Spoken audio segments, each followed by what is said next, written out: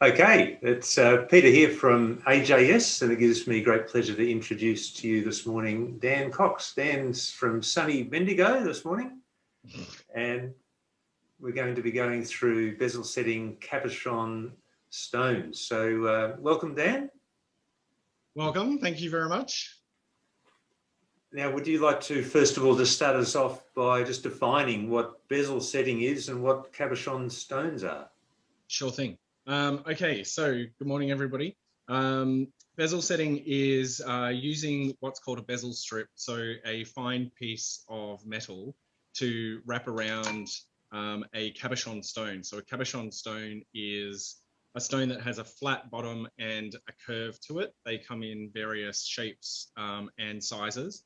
Probably your most common one is round and oval that most people set first. They're great beginners ones, and then you can get into different cuts depending on where you're getting your stones from. They may do rectangular or square cut cabochons, and then you'll get some people who do some fancier kind of cuts. But essentially, it's using the flat part of having a flat bottom stone that has a little bit of a curve, and then using a bezel wire. So the bezel wire comes in sterling silver, which is much harder to set, or it comes in fine silver. And I believe there are two common sizes. One is a 3mm and one is a 5mm. So depending on the side of your stone that you're setting and how high that is, will depend on what bezel wire you purchase. No worries. And what sort of tools are we going to be using today, Dan? Yeah, sure. Okay, so the main tools that we're going to be using are a scribe, so that you can actually scribe onto your metal and onto your bezel wire the correct sizing, and I'm going to show you how to size that.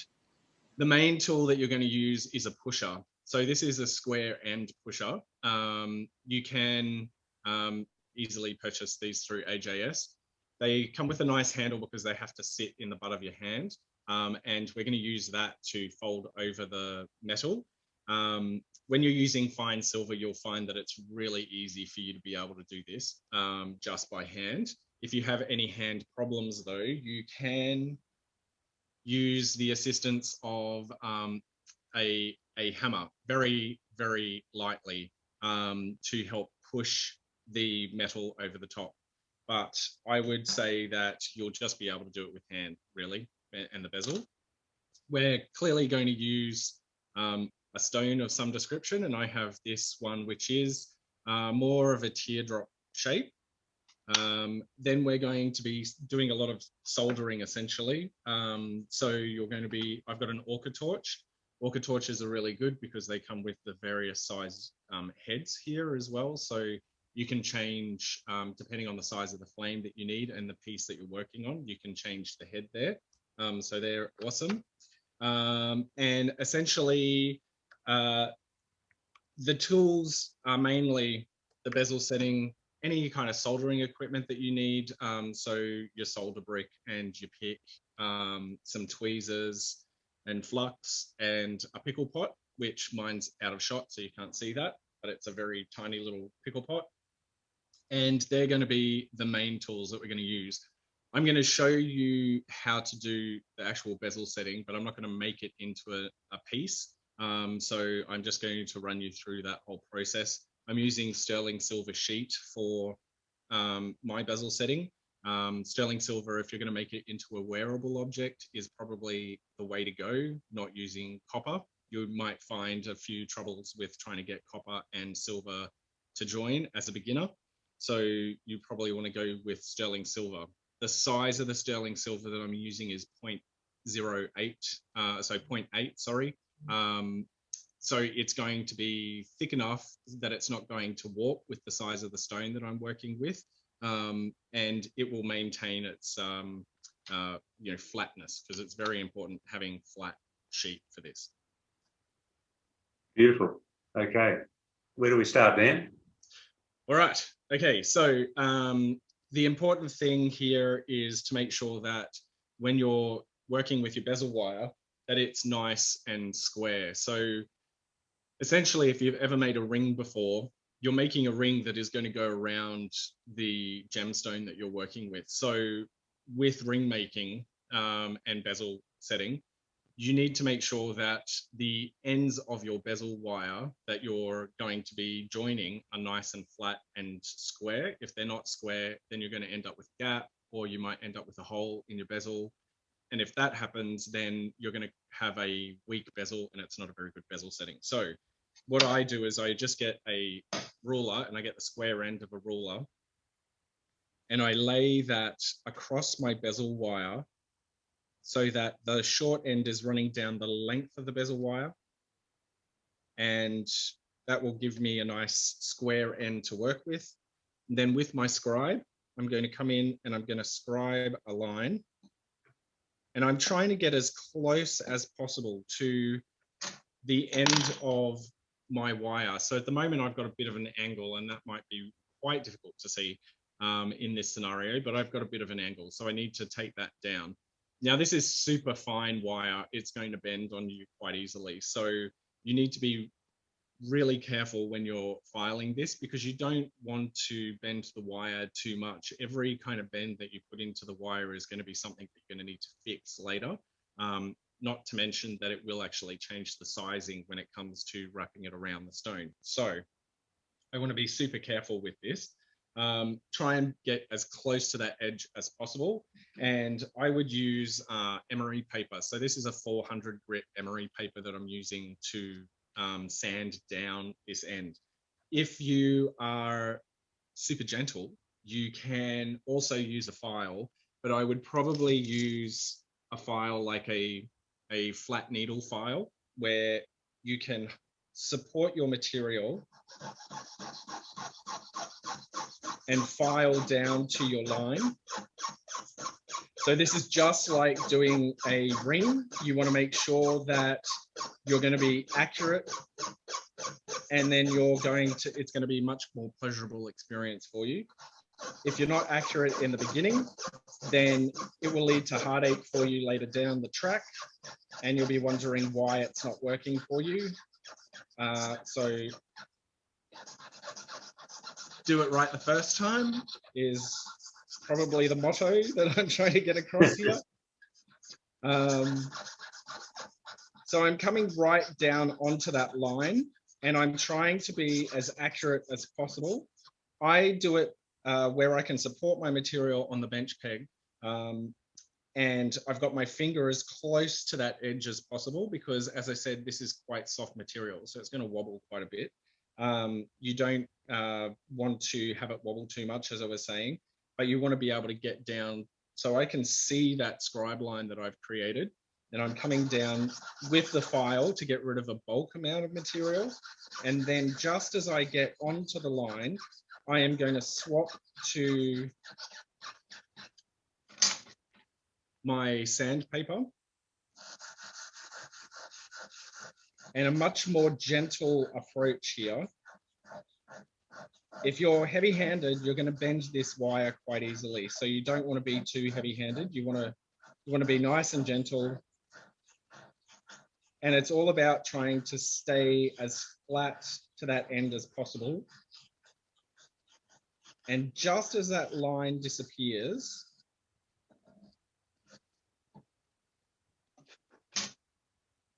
I know that I now have a nice square end to work from. So just like making a ring, you need one square end to work from. The rest of it, clearly, I'm not going to use all of this for the size of the gem that I'm going to be working with, but I want that to help with wrapping it around. So the next step is to get your gemstone that you're going to be setting. So I'm going to go for this teardrop. I could also do this round one, which is a moonstone. And then there are rectangular and square ones. And I think what we'll do is another video on actually how to do the square and the rectangular ones, because they're a little bit of a challenge in regards to the corners. And a lot of you who haven't done one of these stones before will probably be going, but how do we do that? So I'm going to show you how to do that in another video. But first of all, we'll start with the basic one so that you can get your rounds and your ovals and your teardrops and practice with those in the meantime. So I'm going to lay that down, and to get my measurement, I want to pick a side.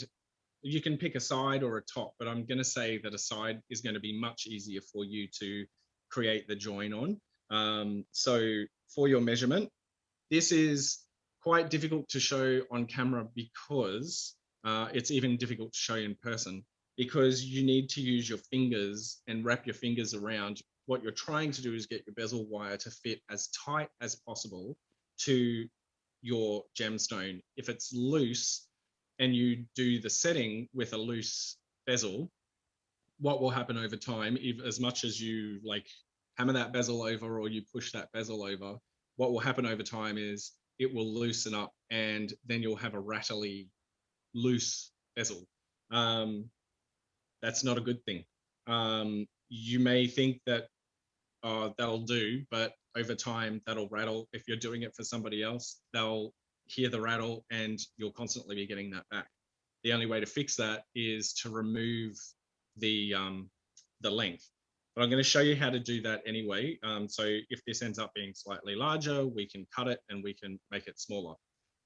If it's smaller and you've somehow made it too small, there are ways of being able to expand it rather than necessarily starting again and wasting a bezel. But what you want to do is get this to sit as close to your gemstone as possible. So I'm just going to wrap this around, and as you can see, my hands get in the way, so it's not going to be an easy process to show. But what I want to do is have that bezel wrap around, be as tight and as forceful as possible. So I'm pushing this right onto there, and I'm actually going beyond where that that join is going to be, so that I can get the tension against the stone. And I want to make sure I've got no gaps whatsoever, which doesn't look like I've got any gaps. Who'd have thought? I may have done this before. You will find that there might be a little gap just where your join is. That's not going to make a huge amount of difference in regards to a rattly bezel. So, but you still want to try and get in and get it as tight as possible. With your scribe, you want to come in where that nice clean end is. You want to come in against that end and mark the inside of your bezel. This is going to be where you're going to cut to the outside of that line to get rid of your excess material.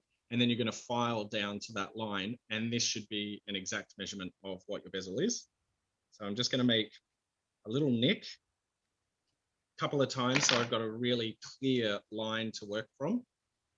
I'll get rid of my stone. I'm going to lay this out, and I have a really light nick there. So now I want to define that so that I know exactly where I'm at. Once again, getting my ruler and laying that across so that I've got a nice clean line. I mark that down. I go over a couple of times so that I can see what I'm doing. As you can tell, I wear glasses. I need to be able to see. So I want to make sure that I've got a nice clean line there. And then you can just use some snips, or you can, use some soldering snips for this. And I'm not cutting on the line. You don't want to cut on the line. So my line is around about here. I'm actually going to be cutting out into the scrap material near my line so that I'm not having to file for days to get back down to my line.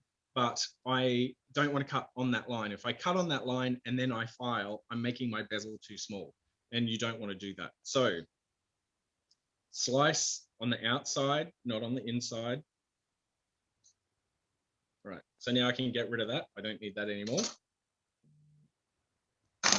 And so now I have my, my little extra bit of material that I have to get rid of. So once again, I can get my file, and I'm going to file down to that line. So this is the same process as before. And the whole thing, once again, is about accuracy and making sure that you're getting a nice, accurate filing down to your line. Don't go beyond your line. Just as you get onto the line, that's where you want to change again to your emery paper and your sanding stick, and that is going to just get rid of that line and we should have a perfect size bezel.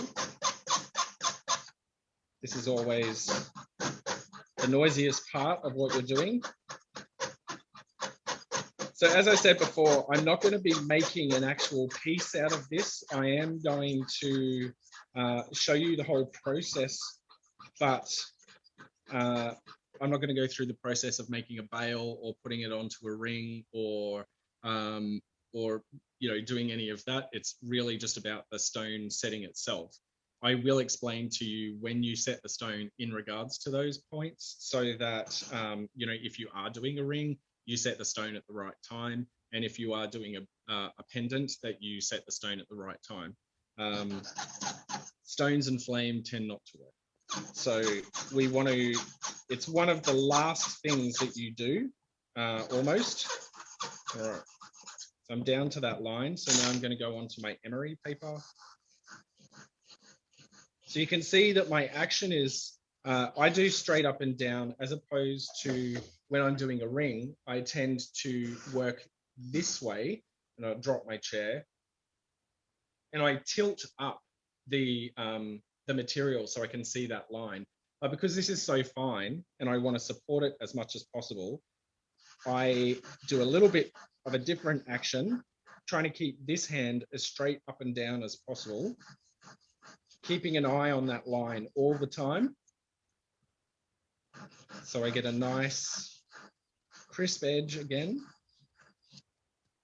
And by going to the emery paper, what you'll be doing is getting rid of any kind of lip or dross from filing. So you always get a little bit of off cuts or a little bit of filing dross from filing, and this is actually going to remove that for you, so you don't have to come in and clean up the edges, so to speak. By doing that on a bezel, you may end up just creating a little bit of a chamfer on that edge, and that can be quite difficult to get rid of if you're a little bit overzealous with it. All right, so now I'm straight down onto that line. It has disappeared, so that's good. All right, so this should be exactly the same size that I need for this. Now, what a lot of students tend to do is they go, okay, so I'm going to check this against my gem, and I'm going to wrap that around my gem before even soldering it together. If you do that, you will find that there will be a gap, and you'll be like, oh, this isn't going to fit. The idea is getting a tight fit around your gemstone. So resist that temptation of putting it around and seeing if it wraps around and if you can get it to meet, because you shouldn't be able to at this point in time. What we really want to do is solder this together. So to solder this together, at the moment, I have this little U shape. And what I want to do is I want to get both of these ends to meet flat on together. Bezel wire is really, fine silver bezel wire is really springy, and we don't want to anneal it beforehand because we want that spring. So what I'm trying to do here is create a little bit of tension between those two ends and have them meet flat on. What I might do is very quickly just grab a piece of paper, because it will be easier for me probably to draw it for you as to what I am thinking. So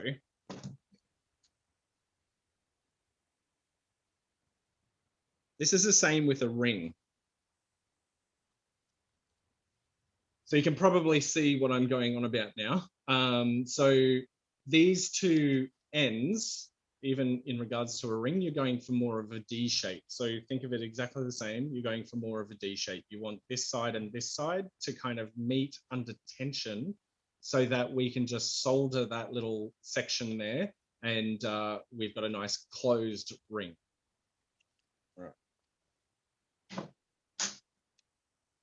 So it's all about getting that tension on something which is super fine and probably doesn't want to give you that tension. So you're going to really push it across to get two ends to meet.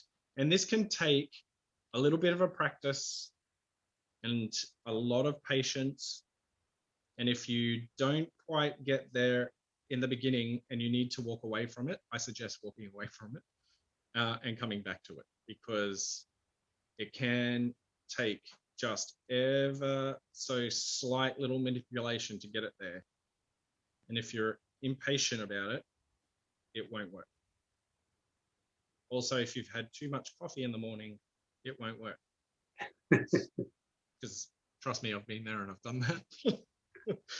And it's not a good thing. I'm on the tea at the moment. All right, so I have that meeting. I want to be very careful with this as I'm putting it in position for soldering, because it will spring at any time and you'll have to reset everything. So I'm going to use some tweezers, some soldering tweezers, to hold this in place so that it is just standing up like so. I've got the join at the very top. When I come to heat this, I'm only going to be heating around the join. I don't want to heat up the rest of the bezel. This is where the difference is between doing a ring and doing a bezel setting. If you heat around the bottom, what you'll find is, so you're not doing general heat all the way around, what you'll find is if you heat too much of one part, it'll just pop open, and then you have to cool that off and redo that. So we're just going to focus on where the actual line is. So a little bit of flux. And once again, nice and gentle. You don't want to, don't be heavy-handed, because it'll be a problem. Now, I'm putting a little bit of flux on the side of my bowl. So I have these soldering bowls here, and they have hard, medium, and easy written on them for my silver solders.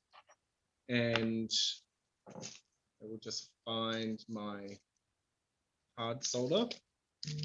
So I use solder wire or solder tab. It doesn't really matter. I find the wire can be easier, but because you just use smaller amounts of it, totally up to you. But this is sterling silver hard solder. And I'm going to cut some very little pallions of solder. I always cut more than what I need because I like to be prepared. I wasn't a Boy Scout, but it's the same type of thing. You want to be prepared. Right, so that is out of the way. I've got that ready to go. Remove anything that doesn't like flame, such as gems. And I got my soldering pick here. So I'm just going to wet my pick with a little bit of flux that I put on the side of the bowl, and I'm going to pick up about 3 pieces of solder. I'm going to have that set aside, ready to go. Right. So as I was saying, I'm not going to be heating the whole thing. I'm just going to be heating where that join is. And what I recommend is a smaller head for the orca torch and a really little flame. You just want a nice, gentle flame going on. The bigger the flame, the faster everything happens. If you want to buy yourself some time, kill the flame off.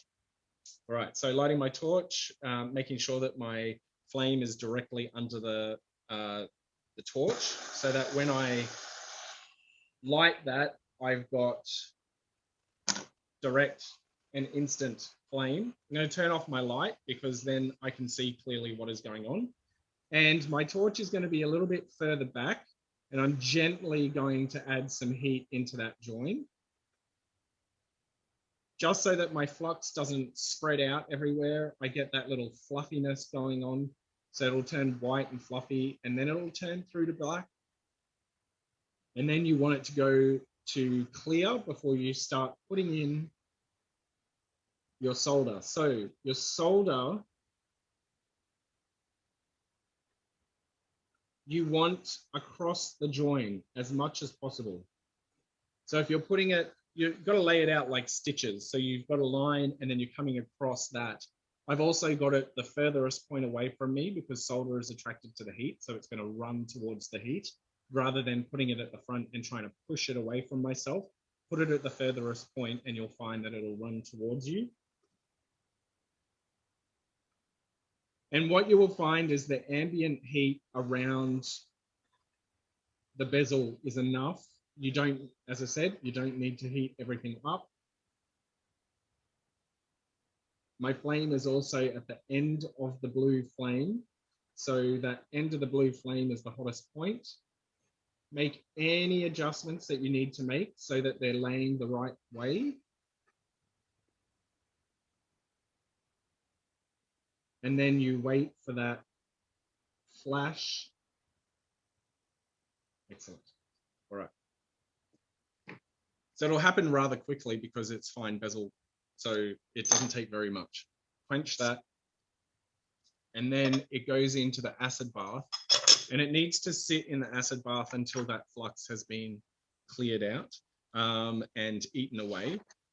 So I suppose, are there any questions at this point in time? Does anybody need me to go over anything at this point in time? There's none there at the minute, Dan, but certainly if there's any on the tip of people's tongues, if they'd like to share it with us, that'd be great. Yep. Just going back to the D shape that you use to get that pressure on the bezel there. So the D shape is the best shape to actually do that. Is that correct? Yeah, I mean, it's all about getting the tension between those two surfaces meeting. So a common misconception by beginner students is, especially like in making a ring, it's like, oh, we're making a ring, so it needs to be round. But then if you do that, you're not actually getting an even surface. So if I was to draw this roughly, and trust me, they're not great drawing skills, but so essentially what you're after is you've got a flat surface on this side and you should have a flat surface on this side. Those two surfaces need to meet under tension and you want that entire surface meeting. So with a bezel wire, it's 0.5 of a mil thick. So it's super, super thin. So you want all of that meeting so that you've got a nice strong join. You don't want it overlapping because it looks ugly.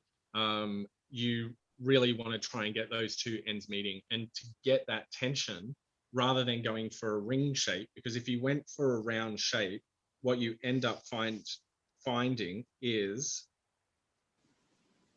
you get a V shape. So you don't actually get the full surface meeting. You might just get the back of it meeting and you end up with a V, and you try and fill that with solder, but eventually it just doesn't work, because if it's a ring and you put it onto a ring mandrel to shape it properly, it'll just snap open. So you need maximum tension between those two. So I find that the D shape and having two flat surfaces that you can put under pressure where those two flat surfaces are going to meet works the best. Yep, that makes a lot of sense. Yeah.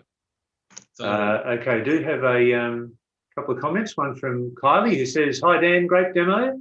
So that's good. Thank you, Kylie. And from Sandra, just starting out, that I've had suggested to use easy solder wire. So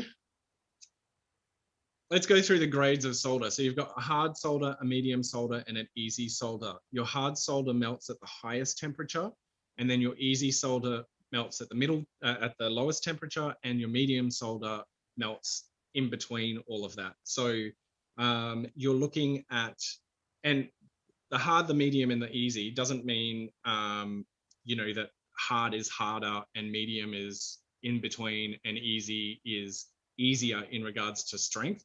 They're all equal strength.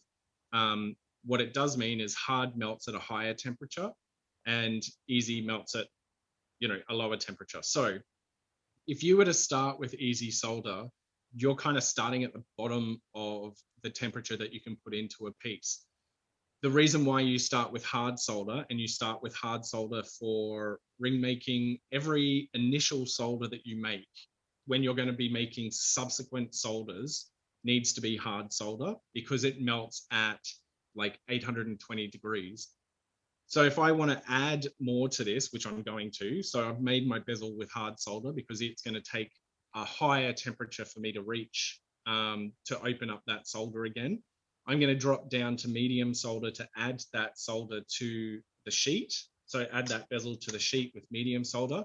because that melts at a lower temperature. So it's something like 760 degrees. So we're going from 820 degrees to 760 degrees. So for me to get to the 760 degrees, I know that my hard solder is still going to be solid. Then after that, if I wanted to add something like a bail or a jump ring or something, then I could go down to my easy solder because that melts at 680 or 690 degrees. So that means that I'm not going to open up my medium and my hard solder because I'm not reaching those temperatures. If you start off with easy solder straight away, you will have a big mess by the end of it because everything will open up on you. If you do easy for your bezel, you put that on there, and then you do easy for that, you'll find when that starts to melt, when you put the bezel on there to melt it, to secure it to the sheet, the bezel wire will actually open up and you'll end up with a gap. And then if you try and put something else onto that, then you're using easy solder again, or you can use extra easy, but you're limiting yourself down to 2 solders. So my recommendation is always start with hard solder. I go through hard solder more than any other solder because I know that every solder I've started with has been with hard solder, and that nothing, if I want to go back to a piece and I want to add something to a piece, then I know that that initial solder, even if it's a ring that I've made and it's a plain ring, and then I want to jazz it up to something else, then I know that I've got medium easy and extra easy if I really want it, to add all those subsequent pieces. So when you're making a piece and it's going to be quite complicated, you really kind of need to look at adding like kind of grouping the pieces that you're going to put together. So you've got hard, hard, hard, and then you're going to put them together with medium, and then you're going to attach something with easy. Does that make sense? That makes a lot of sense, Dan. So thank you for the question, Sandra, and great explanation, Dan. Shay has said, hey, Dan, great demo. Can you please contact her privately when you're not so busy? I would like to ask a few questions, not so much related to your demo. Okay. No worries. And Sandra says, totally makes sense. Thank you. That's great. Excellent. And then we need to introduce your little work buddy there. Oh, yes. This is my little work buddy, Sprocket. Hey, mate. Well, some people may already, know about me, and they would know about Sprocket because I had the studio up in Brisbane for a while, and then have moved down to Bendigo. And Sprocket's always been in the studio, even when I was teaching at the Brisbane Institute of Art. And ever since, he's a studio dog. He's been in here for like 10 years now. So yeah, he's pretty cool. He's a good little offsider. He doesn't get in the way. He just chills out. He gives me a good indication as to when I need to take a break, because that's usually a pee break for him. And so he's like, take me out now. So I'm just going to grab this out of here. If I can grab it with these tongs. Yep, got it. Excellent. All right, so when I bring everything out, I always put it into a water bowl. So after doing my soldering, I quench it first, then put it into my acid bath. So when I take it out of the acid bath, you want to put it into water. So you're never putting a hot object straight into acid. I know there are some places that teach that practice, but it's a bad practice. So don't do that. All right, so this is going to be the moment of truth. This is going to be where I see if I have made a nice tight bezel for my gemstone. And as you can tell, the bezel shape is not quite the shape of the gemstone. I can get that without dropping it. So what I'm going to do is actually use the gemstone as my shaping device. It's roughly there, but it's not quite there. So now what I'm doing is I'm pushing the bezel onto the stone. And what I want to do is push the stone through the bezel. It's a nice tight fit, which is good. But then I go through this process a couple of times just to make sure that the bezel stays to the shape of the gemstone. So I'm kind of encouraging it, and I'm flipping the bezel over. So I'm not just favoring one side all the time. The reason why I do this is so that I'm not ending up, if I've got a really tight bezel, I'm not ending up with the bezel sitting on the stone like so. If you just push the bezel onto the stone, then you might be able to make that fit, but it may be sitting like this. So if you push it all the way through, it's just going to pull those sides out a little bit. And then the ultimate test is to see if the bezel sits on top of the stone, and then if the stone fits into the bezel. Because once this bezel is attached to your sheet, you can't put the bezel onto the stone. You can only put the stone into the bezel. So if the stone doesn't fit into the bezel in the first place, there might be a problem. You might need to make an adjustment. So if this bezel was too big, I would cut open the bezel and I would file a little bit off, and then I would resolder and make sure that I had a nice tight fit. If it was too tight, then I could use a pair of pliers, such as round nose pliers. These work quite well. And I could come along the bezel and gently, or not so gently, but gradually crimp the wire.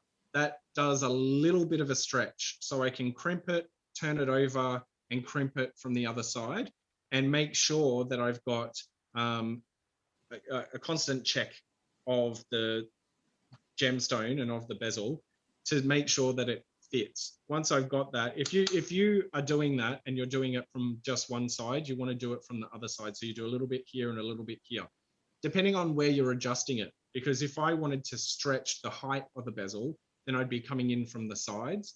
But if I needed to extend the width of the bezel, then I'd be coming more from the top and the bottom of the bezel and stretching that out. So I'm accommodating the gemstone. I hope that makes sense to everybody, that you can do little tweaks. If you've tried to do a number of little tweaks and it hasn't worked, then my suggestion is to start again rather than play around with it endlessly. So I know that my gemstone fits into my bezel. I know that there are no gaps around that. I have no light coming through. So now I want to use my sanding stick, and I'm going to sand the side of the bezel as a flat thing here, because I want to make sure that I've got a nice flat surface to meet a nice flat surface. We're trying to minimize any gaps. If there are any gaps, then sanding it is the best way. You can also get a sheet of emery, place your bezel down and give it a general figure of 8 over the top. And you can do this with finer paper rather than 400 if you want to. It'll just take you longer to do this. But all I'm trying to do here is just get a nice flat surface, make sure that it's nice and flat. I've already checked my gemstone, so I know that my gemstone comes in from the top here. If your bezel is slightly bigger than your gemstone, so in sizing the bezel to the gemstone that you're using, if you've got a smaller gemstone and you've got a slightly higher bezel, you can file that down or you can sand that down. But also in the cleaning up process, you can bring this down a little bit further using abrasive wheels like brownies and greenies. You can shape your bezel as well, so you could use those to actually do dig outs, and you could do a scalloping. Just because you're given a rectangular piece of bezel doesn't mean that you need to stay with a rectangular piece of bezel, depending on the design of your piece. So now I sanded this down. I'm going to check that against my piece here. I've got a little bit of a lift up. So I'm just going to, just going to bring that down ever so slightly. You can do really subtle manipulations with your hands, and it is seriously very subtle. But once you find the right positioning, I'm going to do this on the diamond of the square sheet that I've got. So it gives me a maximum area to do some type of design a little bit later. Once you're kind of happy with that, and depending on your design, what might be a little bit easier for you is to rough up the surface a little bit, because what this will do is it will help your flux stick to the surface. If it's super shiny, what you will find is it will kind of like pool everywhere else. It kind of moves as soon as you hit any flame to it. So I give it a little bit of a rough up, because I'm going to do the polishing and all the finishing at a later stage. And really, you're not roughing it up that much that it's going to be too much of a problem. Make sure that my flux is nicely mixed. And then I'm going to paint my whole surface.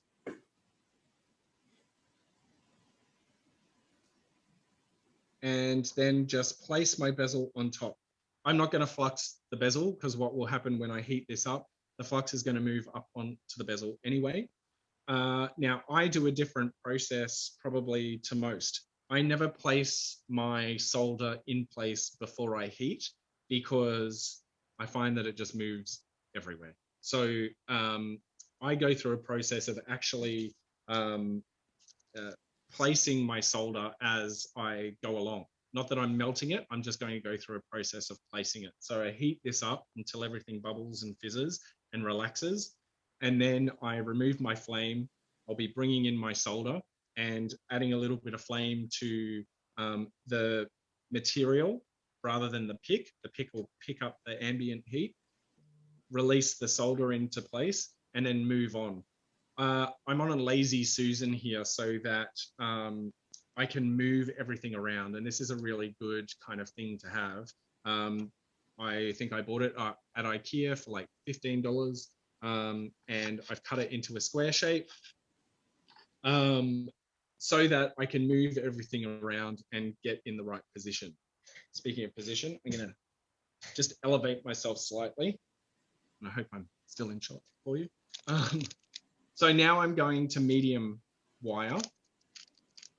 So once again, I did the hard, melts at the higher temperature, going to the medium, which melts at a lower temperature. Just remove some of these. And once again, cutting more solder than you probably need, just in case, you put the flame too much onto the pick and the solder flies off. That happens. I've seen that happen. You just want to make sure that you're prepared. And there's nothing worse than getting halfway through a job and you go, okay, I don't have enough solder. I have to turn everything off. Then you have to get everything back to the right temperature again. So just make sure that you've got more than enough. And if you've got dedicated bowls, then it's not, wasted, essentially.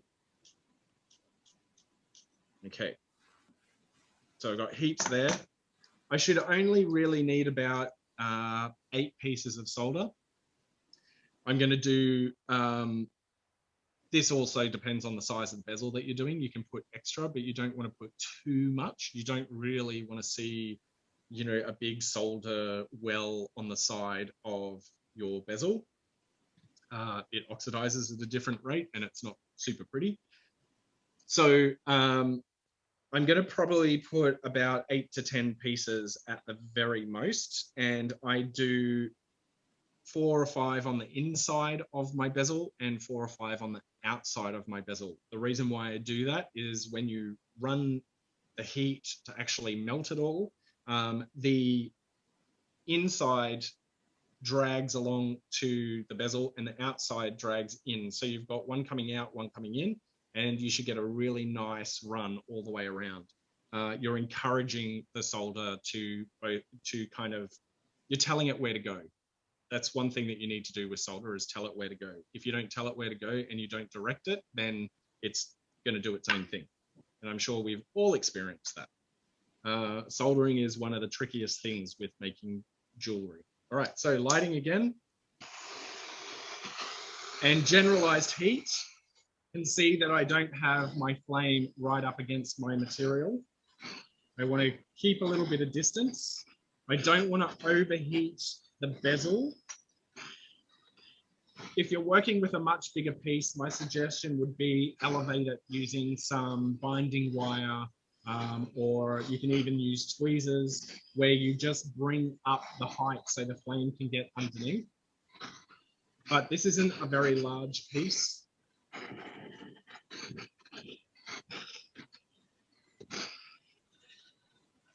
So I'm just going to get this through. It doesn't need to go all the way through to clear. You just want all that bubbling, that fizzing to kind of stop so that you've got a nice surface to work with. So I'll start with outside. So I'm going to do north, south, east, west on the outside. So I bring in my heat so that the flux on the pick releases. I always quench my pick a little bit. Turn that around. So just a single piece of solder.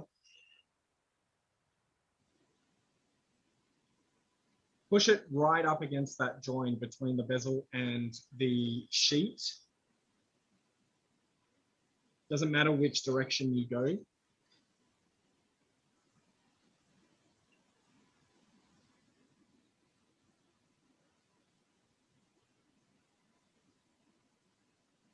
You're not overheating your piece because you're removing your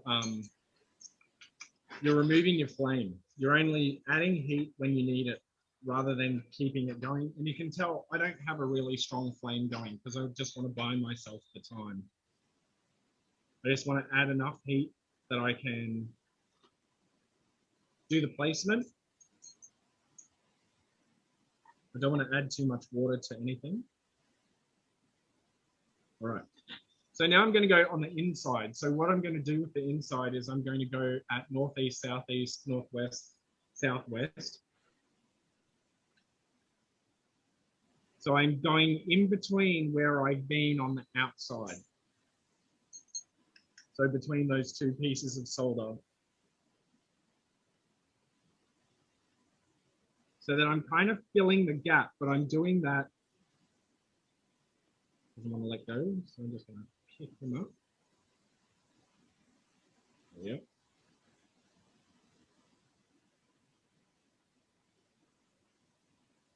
See, solder has a mind of its own. It wants to do what it wants to do.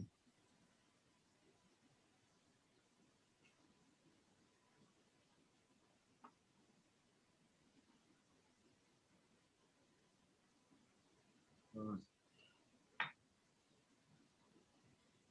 So I might just add a couple of more pieces.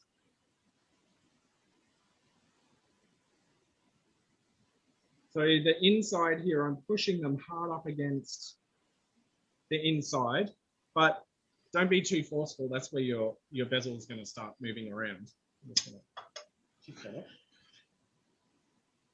Make sure everything is in position. I'll just add a few more.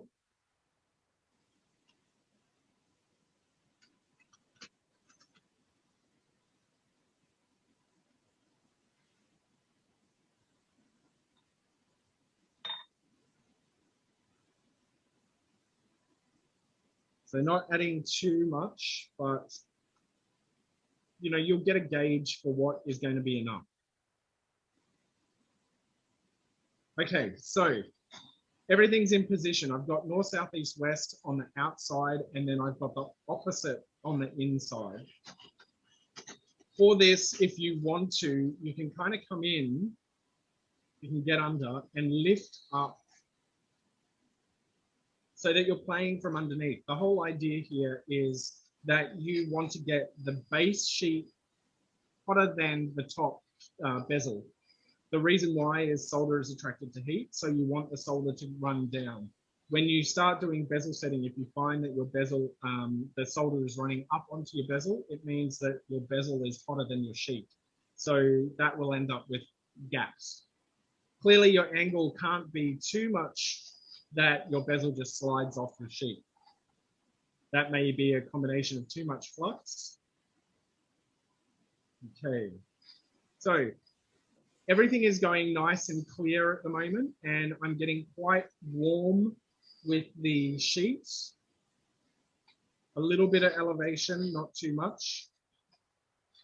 And what I might do is turn up my torch just a little bit more. And a nice slow movement. So you're building up the heat into that sheet.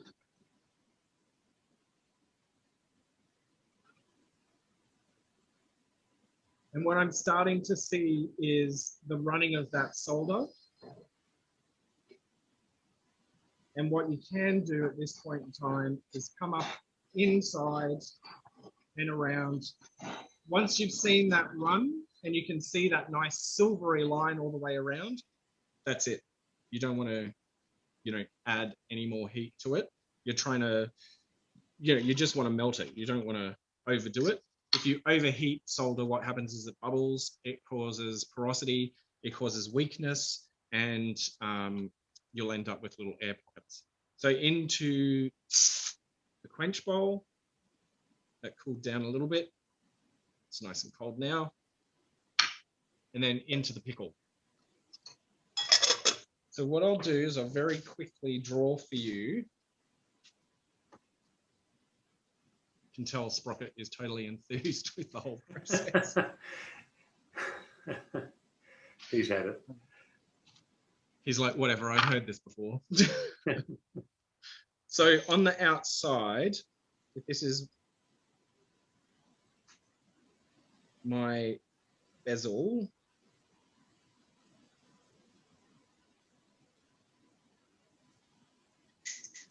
So I've got where I've placed my my solder. Clearly, I've placed it right up against wherever my bezel is. So I do a north, south, east, west on either the inside or the outside, and then I do the opposite on either the outside or the inside, depending on where I am.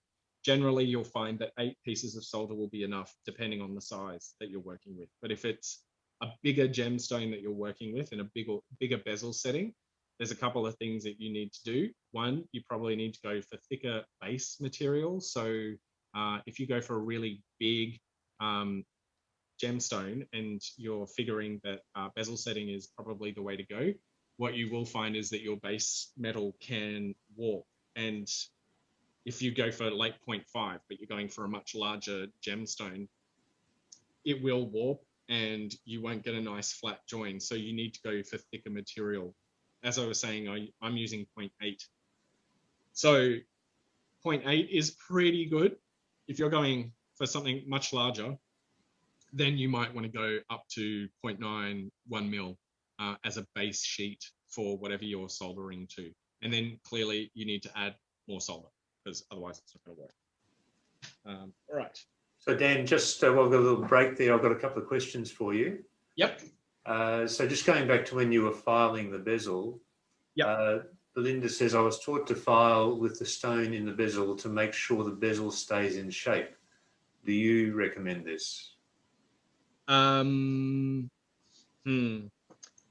she says, or do you just reshape after sanding? Just reshape after. I suppose with doing it with the stone in place, depending on what you're doing on the back. So if you want to test your stone, or if the back of the stone, sometimes the back of the stone is well finished. So you've got, a nice polish on both the back and the front of the stone.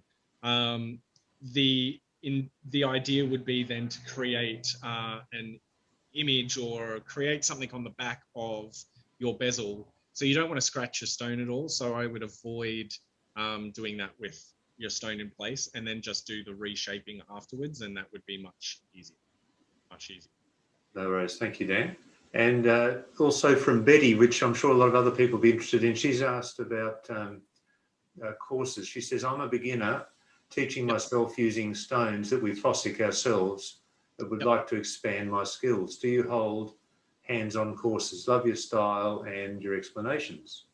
Thanks. I do. So I have a website, which is dancoxart.com.au, and I host workshops here in Bendigo, but I also travel to the University of Southern Queensland and Cabochon Museum, and so I teach there as well, and they do weekend workshops up there. And I travel and teach. I was teaching for flying arts for a number of years, and so I have had people request me to come into clubs, lapidary clubs, or art groups and stuff like that, and I've done that before as well. But I definitely teach through my studio here, and I do courses on. I've been teaching for 11 years, and so I have a big repertoire of things that I can teach, including gem setting and such. So they're usually the workshops that I run through here go up onto dancoxart.com.au. But you can always contact me through there as well if you've got an interested group to who might want to have a workshop run. So I can come and do that as well. Excellent. Thank you for the question, Betty. I'm sure they'll interest other people. So Dan's social details and his website are at the top of the comments in this post. So if you'd like to go to there and connect with Dan, and he'll keep you up to date on upcoming courses for sure. Yep, totally. Okay. Now, where are we up to, Dan? So, just put that down there. So we're looking pretty good here, I think. Let's make sure I've gotten rid of all of that flux. All right. So a nice hot pickle is the way to go. Hot pickle makes everything go faster. And if you have any impatience whatsoever, a hot pickle is the way to go. Don't do a cold pickle. All right. So from the perspective of just creating a bezel, and not making it into anything and not cutting anything out of it, we now have a bezel setting ready to accommodate a gemstone. The way that I test this is getting a lamp, bringing a lamp in, and putting my bezel against the lamp to see whether or not there are any gaps. If there are gaps, then you can go back and you can fill those gaps. So you could go back with more medium because you're not changing, you're not adding anything else. So you could just add more medium. And if you're kind of replenishing the supply of medium that's already there, don't go down to easy, because then if you go on to something else, you're going to open up that hole again. So you want to avoid that with much luck.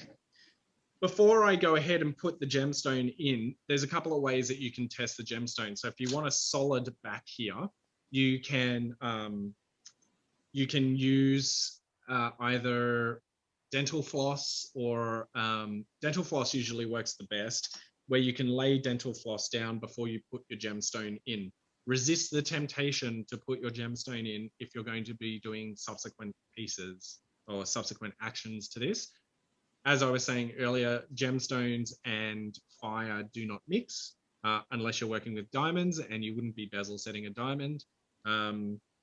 You'd probably pay somebody else, because that diamond would be pretty big and quite expensive. So you want to avoid doing anything. What you can do, and like I was saying before, like if you have a polished stone, or where the back is polished, the back of this is not polished at all. It's not overly interesting, and I will do something so that I can pop this stone out later, is create something on the back of your bezel. So we're going to do this from the front, and this will just be something where you can actually test the stone. So you can put the stone in, and then you can push it out from behind, and it doesn't need to be overly complicated. I do something super simple through to way more complicated. But for the moment, all I'm going to do is I'm going to drill a hole. and I'll just aim for the center. I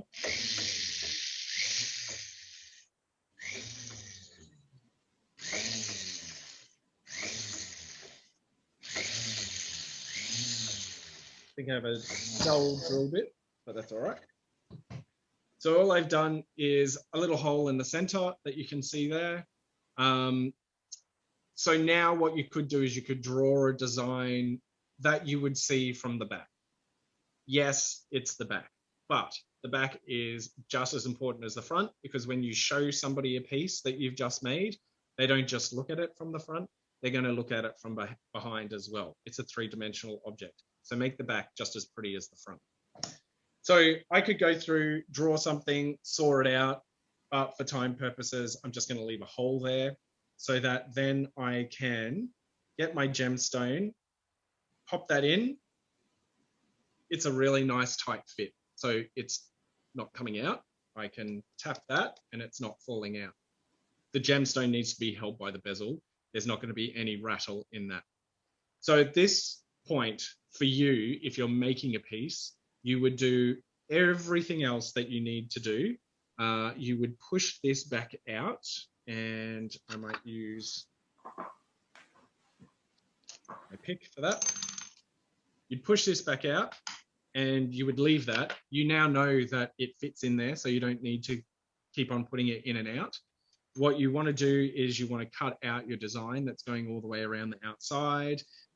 You might want to just test the height of the bezel and pull down the bezel a little bit as well. So I'll do that because I haven't done that yet, and I just want to make sure. So I have roughly, now this is a hand cut stone, so it's actually higher on one side than it is the other.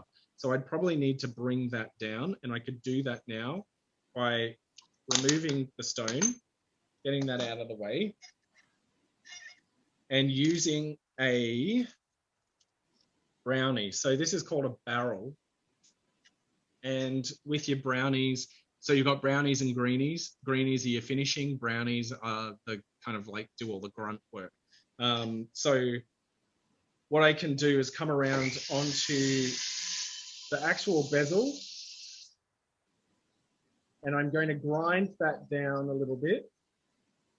I move it up and down the barrel so that I'm not just cutting into the greenie in one part. As I was saying earlier, you could do a scalloped edge. You could make your own fancy bezel now that it's in place. We're just going to bring that down a little bit in certain areas. And you can spend as much time as possible with this. It's totally up to you. For this demonstration, I'm not going to go through the whole process because we don't have time.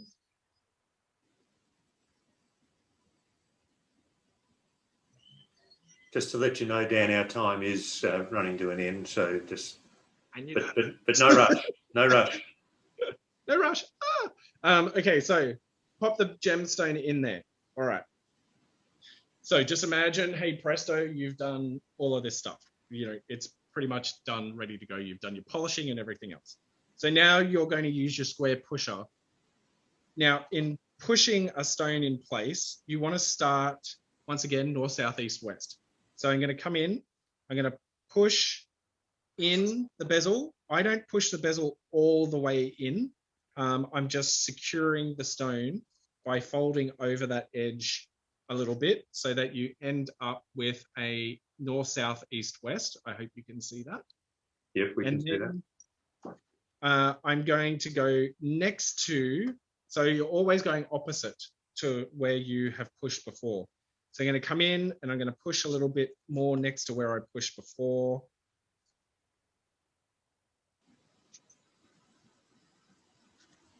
And then on the other side, the whole idea here is that you don't want to get a crimp. If you get a crimp, then your bezel may be too big. You may have pushed too hard. You want to be right against where you were before. And so you just start working your way around. Once you've kind of got it in there, I would go around and just gently manipulate, especially where you think it might crimp up. And you want to push that in.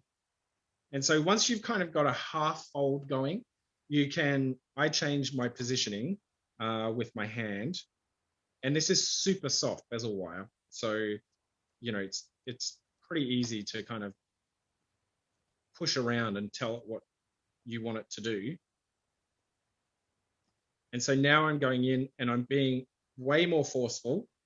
Now I do have a little bit of height in my bezel over this side, but I can get away with that just by very forcefully telling it that I want it to bend over and hit the stone. And what I'm doing is I'm starting further down the bezel and pushing that over, and then I'm going further up the bezel and pushing that over, and then coming down onto it and making sure that the bezel, is nice and flat against that stone. And I go around just to make sure that I haven't got any little gaps. Now this is a picture jasper, so it's got a little bit of strength to it. I'm not, you've got different hardnesses of gemstones, so you've got to be careful as to what you're actually going to push against. But the idea here is to make sure that you've got absolutely no gap all the way around, and you have a nice little bezel happening here. What you can do after that, if you have a little bit of mess going on, you can very, very carefully bring in another brownie, and you can trim that over with the brownie and the greenie, and that will polish that up nicely. And making sure that you're actually hitting the metal and not the stone. That'll get rid of any little marks that you might have. Nothing. You can tape up the stone if you're really worried about hitting it. You can tape it up, go through that process. But I just want to get rid of any little marks that are there. One way to test that your bezel has worked is to push it from behind with that little gap that you've got, or whatever design you've got. You can push it from behind, and if it doesn't come out, then you set your gemstone. If around your solder of your bezel, if that is a little bulky and a little bit ugly, you can hit that with some emery just to clean that up.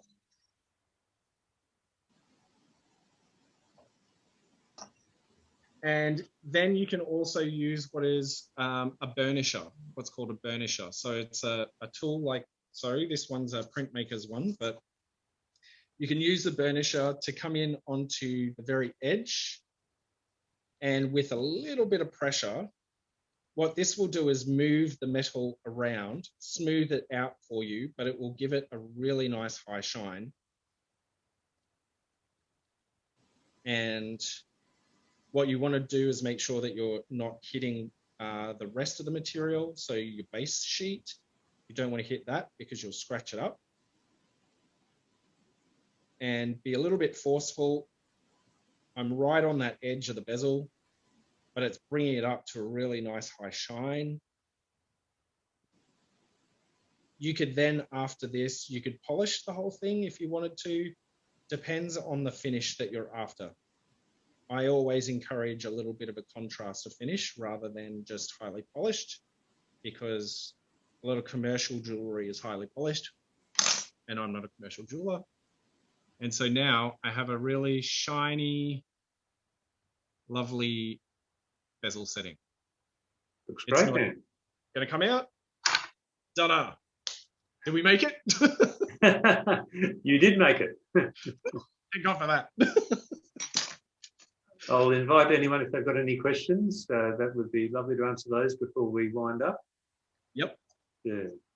So what are the steps from there, from that, what you've done there? What's the next step you would be doing? Well, essentially, like if this was a piece and you'd done, you'd done all your cutting out, and you'd done your bail, or if it was going to be a pendant, a bail, or you'd attached it to a ring, you do your polishing, then you set your stone and you do a final polish, and that is it.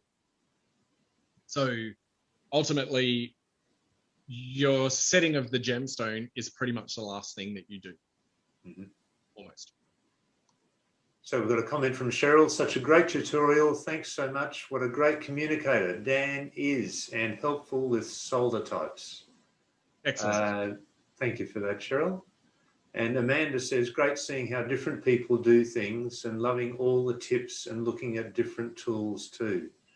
Awesome. Indeed. Excellent. And Daphne says, hey, Dan, love your work, always in capital letters. Daphne. Do I know this, Daphne? I think I do. I think you do. I think you do. Yeah. Excellent. So we'll wind it up there then, Dan. Thank you very much. Yeah, and we look forward to having Dan back for future online demonstrations. Thank you so much for your time and your expertise, Dan. Sorry, what was that? We'll do a square bezel next time. We'll do the square one next time. Okay. Yeah. Yep. No worries. Well, we'll let you all know about that on Facebook. Betty says, thanks, makes more sense now. Excellent. So thanks very much for your feedback, everybody, and your participation. Thank you very much, Dan. And Thank you. And to Sprocket. Oh, yes. He's been working hard, haven't you, mate? Yeah. No worries. And we'll look forward to seeing everyone next time. Thanks very much.